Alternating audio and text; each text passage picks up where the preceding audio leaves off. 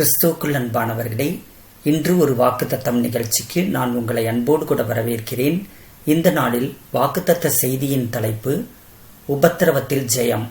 நேற்றைய தினத்தில் உபத்திரவத்தில் ஜெயம் என்ற தலைப்பில் ஒரு தேவ செய்தியை நாம் பார்த்தோம். அந்த தேவ செய்தியின் தொடர்ச்சியைத்தான் இன்றைக்கு நாம் பார்க்க போகிறோம். நேற்றைய மெசேஜை நீங்க இன்னும் கேட்கல அப்படின்னா, நீங்க நேற்றைய மெசேஜை கேட்டுட்டு இன்னைக்கு மெசேஜை நீங்க கேட்டீங்க அப்படின்னா உங்களுக்கு அது மிகுந்த பிரயோஜனமாய் இருக்கும். யோவானின் புத்தகம் 16ஆம் அதிகாரம் 33ஆம் வசனத்தில் நாம் இப்படி பார்க்கிறோம்.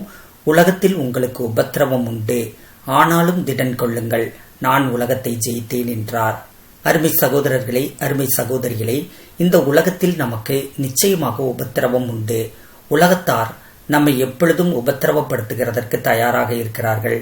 ஏன்னா உலகத்தாருடைய கொள்கைகள், கோட்பாடுகள், அவர்களுடைய எண்ணங்கள், அவர்களுடைய சிந்தனைகள், அவர்களுடைய விருப்பங்கள், அவர்களுடைய ஆசைகள், அவர்களுடைய செயல்கள், அது எல்லாம் நமக்கு முற்றிலும் மாறானதாக, அப்படியே 180 டிகிரிஸ் ஆப்போசிட்டா இருக்கக்கூடியதா இருக்கு. அதனால நாம் அவர்களுடைய காரியங்களுக்கு மாறானவைகளை சிந்திக்கிறதினால், மாறானவைகளை பேசுகிறதினால், மாறானவைகளை செய்கிறதினால் அவர்கள் நம்மை வெறுக்கிறார்கள். அதனால் உலகத்தார் மூலமாக நமக்கு உபத்திரவங்கள் உண்டாகிறது. கிறிஸ்துவின் போதனையை, சுவிசேஷத்தை நாம் அறிவிக்கிறதின் மூலமாக நமக்கு உபத்திரவங்கள் கடந்து வருகிறது. நீங்க கிறிஸ்துவை குறித்து எதுவுமே சொல்லல அப்படின்னா கூட அசுத்த ஆவிகள் சிலர் மத வைராக்கியத்தோடு கூட இருக்கிறவர்களுடைய இருதயத்தை தூண்டிவிட்டு அவர்கள் உங்களுக்கு விரோதமாக செயல்படும்படிக்கு அவர்களுக்குள் ஒரு காழ்ப்புணர்ச்சியையும் வெறுப்பையும் அந்தகார ஆவிகள் உண்டாக்குகிறது.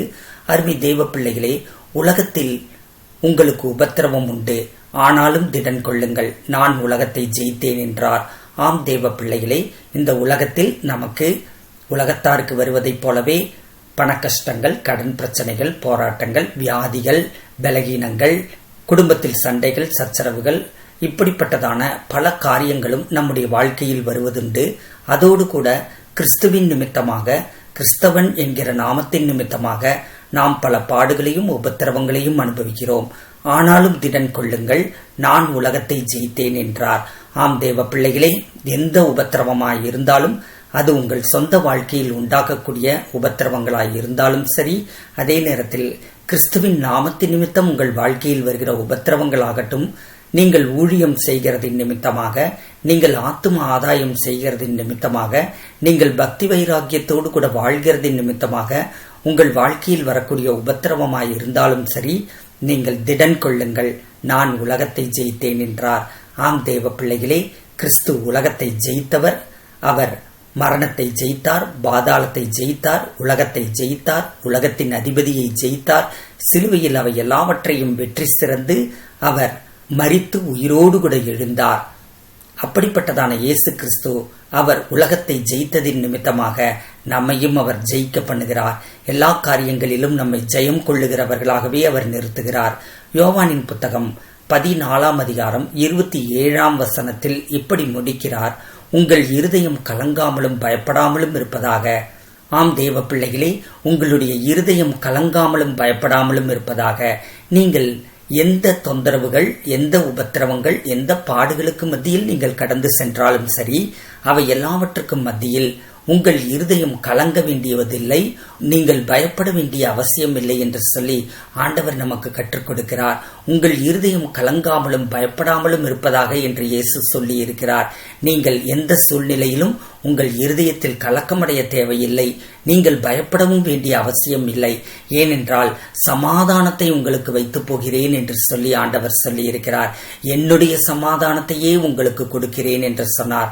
அதாவது இயேசு கிறிஸ்து எல்லா சூழ்நிலைகளுக்கு மத்தியிலும் எல்லா எதிர்ப்பாளர்கள், எல்லா விதமான போராட்டங்களையும் பிரச்சனைகளையும் கொண்டு வருகிறவர்களுக்கு, அசுத்த ஆவிகளுக்கு மேலாக அவர் எழும்பி நின்று ஒருபோதும் சமாதானத்தை இழக்காதபடிக்கு, அவருடைய சமாதானத்தை ஒருவரும் தொட முடியாதபடிக்கு, எந்த அந்தகார ஆவிகளோ மனுஷர்களோ அவருடைய சமாதானத்தை கெடுக்கக்கூடாதபடிக்கு அவர் எப்பொழுதும் சமாதான பிரபுவாக, சமாதானம் நிறைந்தவராகவே வாழ்ந்து அவர் இந்த ஊழியத்தை செய்து கொண்டிருந்தார்.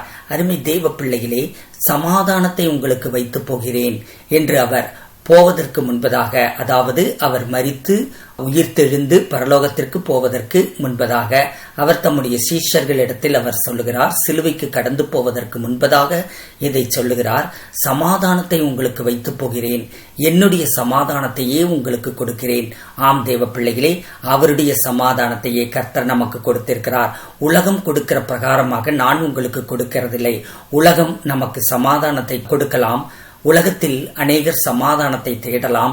அவர்கள் விரும்புகிற காரியங்களை செய்து அதன் மூலமாய் அவர்களுக்குள் ஒரு சமாதானத்தை கொண்டு வர அவர்கள் முயற்சிக்கலாம். ஆனால் உலகம் கொடுக்கிற பிரகாரமாக அவர் நமக்கு சமாதானத்தை கொடுக்கிறது இல்லை. அவர் அவருடைய சமாதானத்தையே நமக்கு கொடுக்கிறார். உங்கள் இருதயம் கலங்காமலும் பயப்படாமலும் இருப்பதாக. நீங்கள் இப்பொழுது எந்த சூழ்நிலையில் இருந்தாலும் சரி, இந்த மாதத்தின் வாக்குத்தத்தத்தின்படி உங்களுடைய உபத்திரவங்கள் எல்லாம் அதிசீக்கிரத்தில் நீங்கிவிடும். இந்த லேசான உபத்திரவம், உங்களுடைய வாழ்க்கையில் காணப்படுகிற எல்லா உபத்திரவங்களும் அதிசீக்கிரத்தில் நீங்கிவிடும். அந்த உபத்திரவங்களே உங்களுக்கு கனமாகவும் மகிமையாகவும் மாறும் என்று சொல்லி அதே வசனத்தில் கர்த்தர் சொல்லி இருக்கிறார். அருமை தெய்வ பிள்ளைகளே, உங்கள் இருதயம் கலங்காமலும் பயப்படாமலும் இருப்பதாக. யோவானின் புத்தகம் 15ஆம் அதிகாரம் 18ஆம் வசனத்திலிருந்து 21ஆம் வசனம் வரை இப்படி நாம் வாசிக்கிறோம். உலகம் உங்களை பகைத்தால் அது உங்களை பகைக்கிறதற்கு முன்னே என்னை பகைக்கிறது என்று அறியுங்கள். நீங்கள் உலகத்தாராயிருந்தால் உலகம் தன்னுடையதை சிநேகிக்கும். நீங்கள் உலகத்தாராயிராதபடியினாலும் நான் உங்களை உலகத்தில் இருந்து தெரிந்து கொண்டிருக்கிறபடியினாலும் உலகம் உங்களை பகைக்கிறது. 20ஆம் வசனம், ஊழியக்காரன் தன் எஜமானிலும் பெரியவன் அல்லவென்று நான் உங்களுக்கு சொன்ன வார்த்தையை நினைத்துக் கொள்ளுங்கள். அவர்கள் என்னை துன்பப்படுத்தினதுண்டானால் உங்களையும் துன்பப்படுத்துவார்கள். அவர்கள் என் வசனத்தை கை கொண்டதுண்டானால் உங்கள் வசனத்தையும் கை கொள்ளுவார்கள். 21, அவர்கள் என்னை அனுப்பினவரை அறியாதபடியினாலே என் நாமத்தின் நிமித்தமே இவைகளையெல்லாம் உங்களுக்கு செய்வார்கள். இந்த வேத பகுதியில நாம் பார்க்கிறோம், உலகம் உங்களை பகைத்தால் அது உங்களை பகைக்கிறதற்கு முன்னே என்னை பகைத்ததென்று அறியுங்கள். ஆம் தேவ பிள்ளைகளே, உலகம் ஒருவேளை உங்களை பகைத்தால், உலகத்திலும் அதில் உள்ளவர்களும் உங்களை பகைத்தால் அது உங்களை பகைக்கிறதற்கு முன்னதாகவே அது கிறிஸ்துவை பகைத்ததென்று அறிந்து கொள்ளுங்கள். அருமை தேவ பிள்ளைகளே, உங்களை பகைக்கிறவர்கள் யாரும் அவர்கள் உங்களை பகைக்கவில்லை, அவர்கள் கிறிஸ்துவையே பகைக்கிறார்கள் என்று அவர் சொல்லுகிறார்.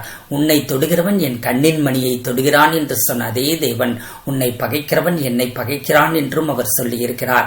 அதனால் உங்களை பகைக்கிறவர்கள், உங்களுக்கு விரோதமாய் எழும்புகிறவர்கள், உங்களுக்கு விரோதமாய் செயல்படுகிறவர்களை குறித்து நீங்கள் எந்த விதத்திலும் சஞ்சலமோ தவிப்போ கலக்கமோ பயமோ அடைய வேண்டிய அவசியமில்லை. ஏனென்றால் அவர்கள் உங்களை பகைக்கவில்லை, அவர்கள் கிறிஸ்துவை பகைக்கிறார்கள். அந்த கல்லில் மோதுகிறது அவர்களுக்கு கடினமாம். அதனால் நீங்கள் அவர்களை குறித்து கவலைப்படாமல் நீங்கள் எல்லாவித ஸ்தோத்திரத்தோடும் விண்ணப்பத்தோடும் தேவனிடத்தில் உங்கள் பாரங்களையும் கவலைகளையும் தெரியப்படுத்துங்கள். 19ஆம் வசனத்தில் கர்த்தர் சொல்லுகிறார், நீங்கள் உலகத்தாராயிருந்தால் உலகம் தன்னுடையதை சிநேகித்திருக்கும். பாருங்க, நான் ஆரம்பத்திலேயே மெசேஜ்ல சொன்ன மாதிரி உலகத்தாரை போல் நாம் சிந்திப்பதும் இல்லை, பேசுவதும் இல்லை, செயல்படுவதும் இல்லை. நீங்கள் உலகத்தாராய் இருந்திருந்தால் உலகம் தன்னுடையதை சிநேகித்திருக்கும். ஆனா நீங்க எப்படிப்பட்டவர்களாய் இருக்கிறீர்கள்னு பாத்தீங்கன்னா, நீங்கள் உலகத்தாராய் இராதபடியினாலும் நான் உங்களை உலகத்திலிருந்து தெரிந்து கொண்டபடியினாலும் உங்களை பகைக்கிறது. 2 காரியம் நடக்குது இங்க பாருங்க. நீங்க உலகத்தார் கிடையாது, அதே நேரத்தில் இயேசு உங்களை உலகத்தாரிலிருந்து அல்லது உலகத்திலிருந்து அவர் தெரிந்து கொண்டார். அதனால் உங்களை உலகம் பகைக்கிறது. ஒரு காரியம், நீங்கள் உலகத்தாராய் இல்லாமல் கிறிஸ்துவினுடையவர்களாய் இருக்கிறீர்கள், ஆவிக்குரியவர்களாய் இருக்கிறீர்கள், அது ஒரு காரியம். 2வது, ஆண்டவர் உங்களை தெரிந்து கொண்டிருக்கிறார். அதனால இந்த 2 காரியங்களின் நிமித்தமாக உலகத்தாரும் உலகமும் உங்களை பகைக்கிறது. அதனால் நீங்க அதை இக்னோர் பண்ணிட்டு போயிட்டே இருங்க. அதை நினைச்சு நீங்க சந்தோஷப்படுங்க. உங்களை உலகம் உபத்திரவப்படுத்துகிற போது நீங்கள் சந்தோஷப்படுங்க. 20ஆம் வசனத்துல நாம் வாசிக்கிறோம், ஊழியக்காரன் தன் எஜமானிலும் பெரியவன் அல்லவென்று நான் உங்களுக்கு சொன்ன வார்த்தையை நினைத்துக் கொள்ளுங்கள். ஊழியக்காரன் அதாவது வேலைக்காரன் எஜமானை விட பெரியவன் கிடையாது. ஏன்னா எஜமான் தான் பெரியவன், ஊழியக்காரன் அதாவது வேலைக்காரன் அவன் எஜமானை காட்டிலும் சிறியவனாகத்தான் இருக்கிறான்ங்கிறத நீங்க நினைத்துக் கொள்ளுங்க. அவர்கள் என்னை துன்பப்படுத்தினதுண்டானால் உங்களையும் துன்பப்படுத்துவார்கள். ஆம் தேவ பிள்ளைகளே, இயேசுவையே துன்பப்படுத்தினது இந்த உலகம், இயேசுவையே இந்த உலகத்தார் துன்பப்படுத்தினார்கள். அப்படி இருக்கும்போதே நம்மை துன்பப்படுத்தாதிருப்பார்களோ? அருமை தேவ பிள்ளைகளே, நிச்சயமாக இந்த உலகத்தில் உங்களுக்கு உபத்திரவம் உண்டு. ஆனாலும் திடன் கொள்ளுங்கள். அவர் உலகத்தை ஜெயித்தார். உலகத்தை ஜெயித்தவர் உங்களுக்குள் இருக்கிறார், உங்களோடு கூட இருக்கிறார், உங்களை ஜெயம் கொள்ள பண்ணுகிறார். அவர்கள் என் வசனத்தை கை கொண்டதுண்டானால் உங்கள் வசனத்தையும் கை கொள்ளுவார்கள். ஆம் தேவ பிள்ளைகளே, அவர்கள் உலகத்தார் கர்த்தருடைய வசனத்தை ஒரு நாளும் கை கொண்டது இல்லை. அப்படி கர்த்தருடைய வசனத்தை அவர்கள் கை கொண்டார்களானால் நீங்கள் சொல்லுகிறதையும் அவர்கள் கை கொள்ளுவார்கள். 21ஆம் வசனத்துல பார்க்கிறோம், அவர்கள் என்னை அனுப்பினவரை அறியாதபடியினால் என் நாமத்தின் நிமித்தமே இவைகளை எல்லாம் உங்களுக்கு செய்வார்கள். இவைகளை எல்லாம் அப்படின்னா எல்லா விதமான உபத்திரவங்களையும் உங்களுக்கு செய்வார்கள். அவர்கள் என்னை அனுப்பினவரை அறியாதபடியினால் அப்படின்னு சொல்றாரு. அதாவது பிதாவாகிய தேவனை உலகத்தார் அறிந்து கொள்ளவில்லை. அப்படி அவர்கள் அறிந்து கொள்ளாததினாலே என் நாமத்தின் நிமித்தமே இவைகளை எல்லாம் உங்களுக்கு செய்வார்கள். பாருங்க, உங்க வாழ்க்கையில் நீங்கள் கிறிஸ்தவன் என்கிற நாமத்தின் நிமித்தமாக, நீங்கள் கிறிஸ்தவர்களாய் இருப்பதின் நிமித்தமாக சில உபத்திரவங்களை அனுபவித்துக் கொண்டிருக்கிறீர்களா? ஊழிய பாதையிலோ அல்லது நீங்கள் கிறிஸ்தவர்களாய் இருக்கிறதின் நிமித்தமோ நீங்கள் உங்களுடைய எல்லா பகுதிகளிலும் நெருக்கப்பட்டுக் கொண்டிருக்கிறீர்களா? என் நாமத்தின் நிமித்தமே இவைகளை எல்லாம் இந்த உலகத்தார் உங்களுக்கு செய்வார்கள்னு சொல்றாரு. கிறிஸ்துவின் நாமத்தின் நிமித்தமே உங்களுக்கு நெருக்கங்கள் வருகிறது. அவர்கள் என்னை அனுப்பினவரை அறியாதபடியினால், அதாவது பிதாவை அவர்கள் அறியவில்லை, அவர்களை அறியாதபடியினாலே அவர்கள் என்ன செய்கிறார்கள் அப்படின்னா, நீங்கள் இயேசுவை நேசித்து இயேசுவோடு கூட வாழ்ந்து கொண்டிருக்கிறது நிமித்தமாக, அந்த நாமத்தின் நிமித்தமாக உங்களை அவர்கள் உபத்திரவப்படுத்திக் கொண்டிருக்கிறார்கள். அருமை தேவ பிள்ளைகளே, நீங்கள் பிதாவே இவர்களுக்கு மன்னியும் என்று இயேசு சொன்னாரே, அப்படி நீங்கள் மன்னித்துவிட்டு நீங்கள் உங்களுடைய வேலைகளை, உங்களுடைய காரியங்களை பாருங்கள். அதே போல ஸ்தேவான் அதே காரியத்தை சொல்லுகிறான். பிதாவே இவர்களுக்கு மன்னியும் என்று சொல்லுகிறான். அதுபோல உங்களை உபத்திரவப்படுத்துகிறவர்கள், நெருக்குகிறவர்கள், கொடுமைப்படுத்துகிறவர்கள், பாடுபடுத்துகிறவர்கள் அத்தனை பேரையும் நீங்கள் மன்னியுங்கள். மன்னித்துவிட்டு நீங்கள் ஆண்டவரோடு கூட நடக்க ஆயத்தமாகுங்கள். அப்பொழுது உங்களுடைய வாழ்க்கை அது ஒரு பரலோகமாக மாறுகிறதை நீங்கள் பார்க்க முடியும். அருமை தேவ பிள்ளைகளே, இந்த தேவ செய்தி உங்களுக்கு மிகுந்த ஆசீர்வாதமாய் இருந்திருக்கும் என்று நான் விசுவாசிக்கிறேன்.